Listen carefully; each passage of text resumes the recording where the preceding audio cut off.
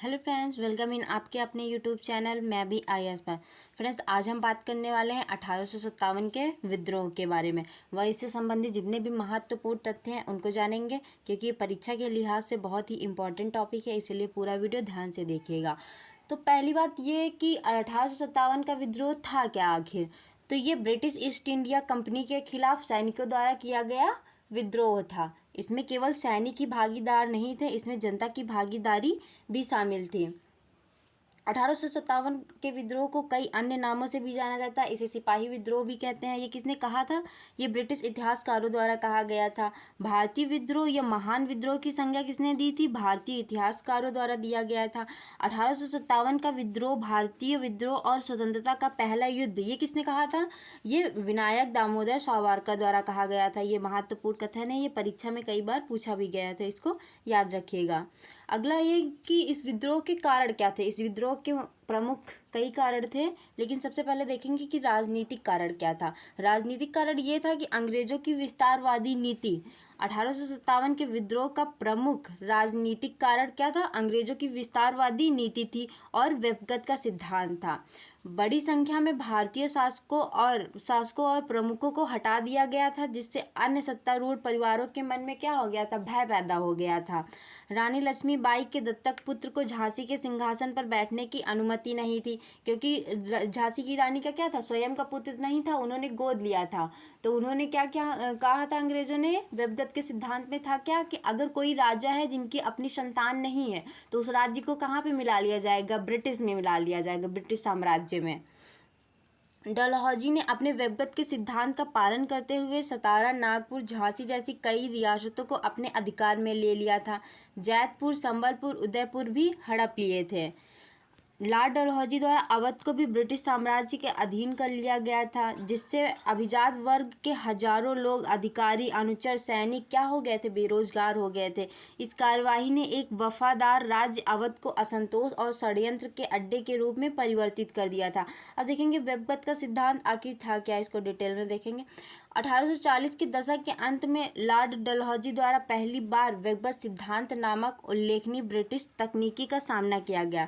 इसमें अंग्रेजों द्वारा किसी भी शासक के निसंतान, यदि उनका खुद का स्वयं का पुत्र नहीं है तो अपने उत्तराधिकारी को गोद लेने का अधिकार नहीं था। किसी भी पुत्र को वो गोद नहीं ले सकते थे। अतः शासक की मृत्यु होने के बाद सत्ता का त्याग करने पर उसके शासन पर कब्जा कर लिया जाता था। इन समस्याओं में ब्राह्मणों के बढ़ते असंतोष को भी शामिल किया गया था, जिनमें से कई लोग राजस्व प्राप्ति के अधिकार से क्या हो गए थे? दूर हो गए थे। अपने लाभप्रद पदों को भी खो चुके थे।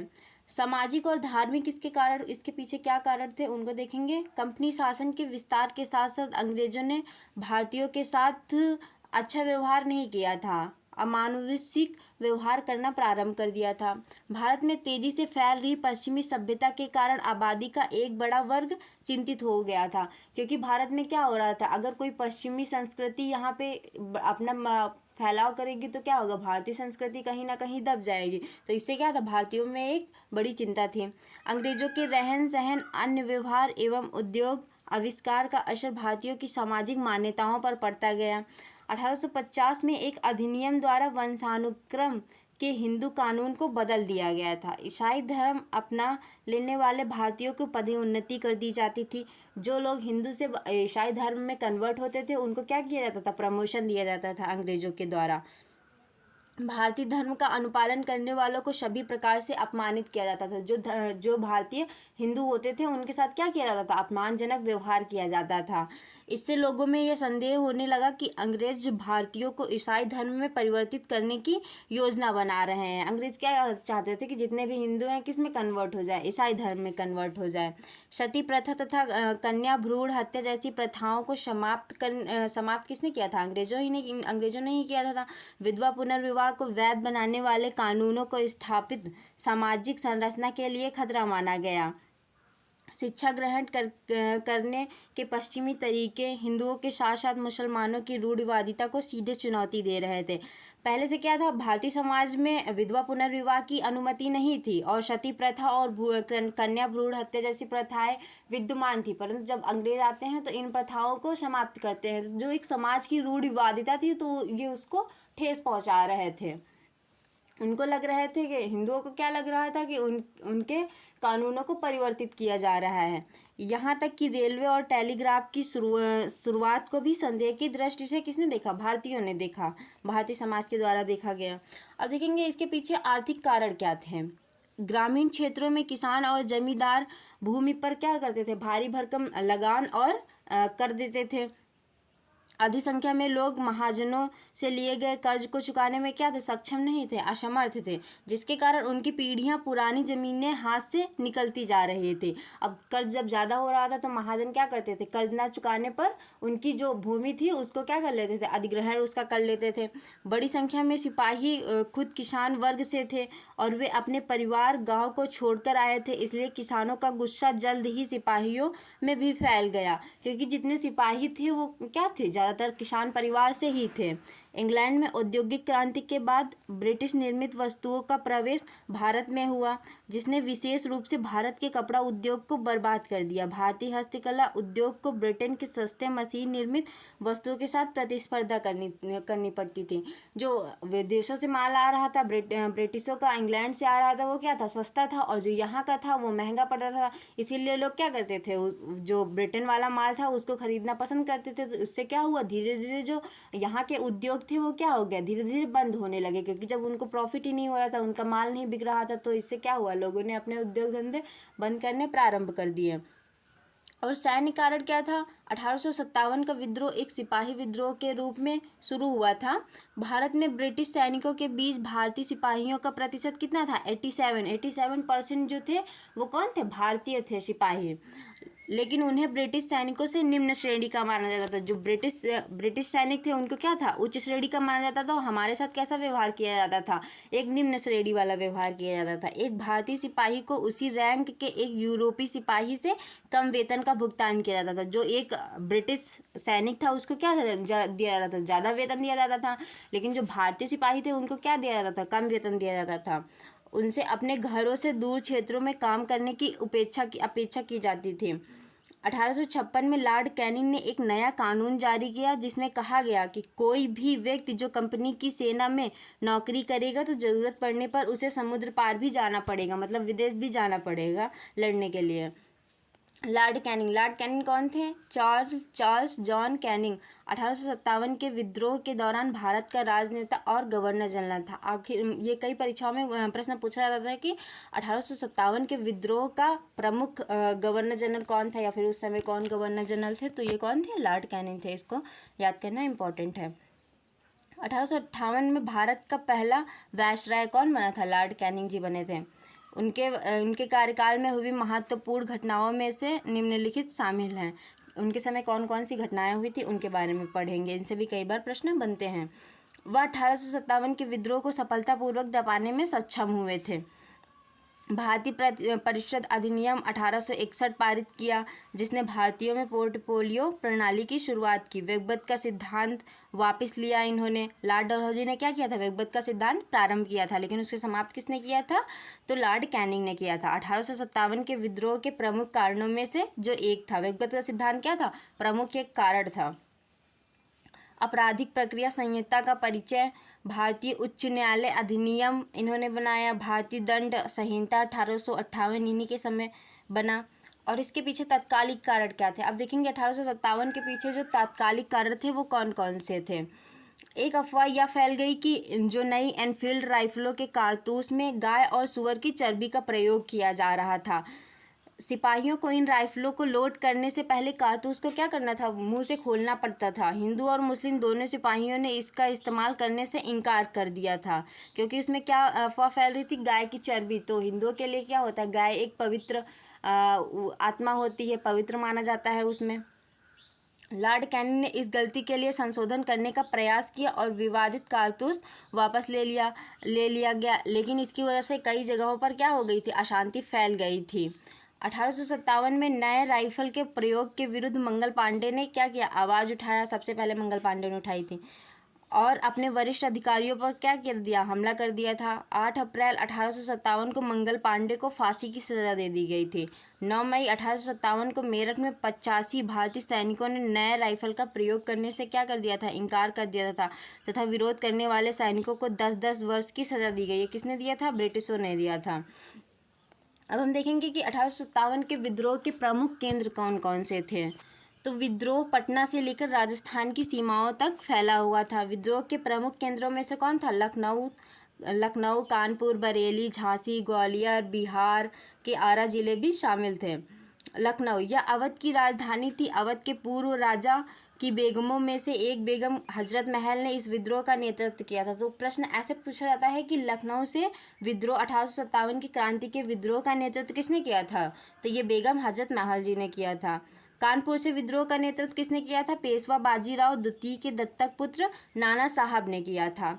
झांसी से किसने इसका नेतृत्व किया था विद्रोह का, तो 22 वर्षीय रानी लक्ष्मीबाई ने विद्रोह का नेतृत्व किया था, क्योंकि उनके पति की मृत्यु के बाद अंग्रेजों ने उनके दत्तक पुत्र को झांसी के सिंहासन पर बैठने से क्या कर दिया था, इनकार कर दिया था और झांसी को अपने साम्राज्य में मिलाने की बात करी थी। तो उसी का विद्रोह झांसी की रानी ने किया था।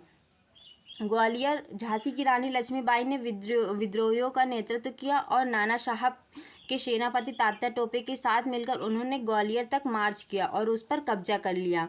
वह ब्रिटिश सेनाओं के खिलाफ मजबूती से लड़ी, लेकिन अंततः क्या हुआ, अंग्रेजों से वो भी हार गई। ग्वालियर पर अंग्रेजों ने कब्जा कर लिया। बिहार विद्रोह का नेतृत्व कुंवर सिंह ने किया था। बिहार से विद्रोह का नेतृत्व किसने किया था, कुंवर सिंह जी ने किया था, जो जगदीशपुर बिहार के एक शाही घराने से थे। 1857 का विद्रोह 1 वर्ष से अधिक समय तक चला था। इसे 1858 के मध्य तक दबा दिया गया था। 1857 से प्रारंभ हुआ था और इसे कब दबाया गया था, 1858 में। मेरठ में विद्रोह भड़काने के 14 महीने बाद 8 जुलाई 1858 को लॉर्ड कैनिंग द्वारा शांति की घोषणा कर दी गई थी। अब हम देखेंगे विद्रोह के स्थान और वहाँ से कौन सा भारतीय नेता ने विद्रोह का नेतृत्व किया और किसने विद्रोह को, कौन सा ब्रिटिश अधिकारी था जिसने विद्रोह को दबा दिया। तो दिल्ली से नेतृत्व किसने किया था, बहादुर शाह द्वितीय ने किया था और विद्रोह को दबाया किसने था, जॉन निकोलसन ने। और लखनऊ से विद्रोह का नेतृत्व किसने किया था, बेगम हजरत महल जी ने किया था और इस विद्रोह को किसने दबाया था, हेनरी लॉरेंस ने। कानपुर से विद्रोह का नेतृत्व कौन कर रहे थे, नाना साहब जी कर रहे थे और इसे दबाया किसने था, सर कॉलिन ने। झांसी और ग्वालियर से कौन था, तो ये लक्ष्मीबाई और तात्या टोपे जी थे और इसे दबाया किसने था इस विद्रोह को, तो जनरल ह्यूज रोज ने। बरेली से विद्रोह का नेतृत्व कौन कर रहा था, खान बहादुर खान जी कर रहे थे और इस विद्रोह को दबाया किसने था, सर कॉलिन ने। इलाहाबाद और बनारस से कौन विद्रोह का नेतृत्व कर रहा था, मौलवी लियाकत अली जी कर रहे थे और इस विद्रोह को दबाया किसने था, कर्नल ऑनसेल ने। बिहार से इस विद्रोह का नेतृत्व कौन कर रहा था, कुंवर सिंह जी कर रहे थे और इस विद्रोह को दबाया किसने था, विलियम टेलर ने। अब हम जानेंगे कि 1857 के विद्रोह के पीछे असफलता के कारण क्या क्या थे, क्योंकि ये विद्रोह सफल तो हुआ नहीं था। तो इसका क्या था, एक सीमित प्रभाव था इस विद्रोह का। हालांकि विद्रोह काफ़ी व्यापक था, लेकिन देश का एक बड़ा हिस्सा इससे अप्रभावित रहा। मतलब एक बड़े हिस्से ने क्या किया, इसमें भाग ही नहीं लिया। विद्रोह मुख्य रूप से दोआब क्षेत्र तक सीमित था, जैसे कि सिंध, राजपूताना, कश्मीर, पंजाब के अधिकांश भाग। बड़ी रियासतें हैदराबाद, मैसूर, त्रावणकोर और कश्मीर तथा राजपूताना के लोग भी विद्रोह में शामिल नहीं हुए। ये लोग क्या थे, ये लोग विद्रोह में शामिल नहीं हुए थे 1857 के। दक्षिण प्रांतों ने भी इसमें भाग नहीं लिया। तो इस विद्रोह का असफलता का प्रमुख कारण क्या था, क्योंकि ये एक सीमित क्षेत्र तक ही फैला था। अगर सभी लोग भाग लेते तो शायद क्या होता, ये विद्रोह सफल हो जाता।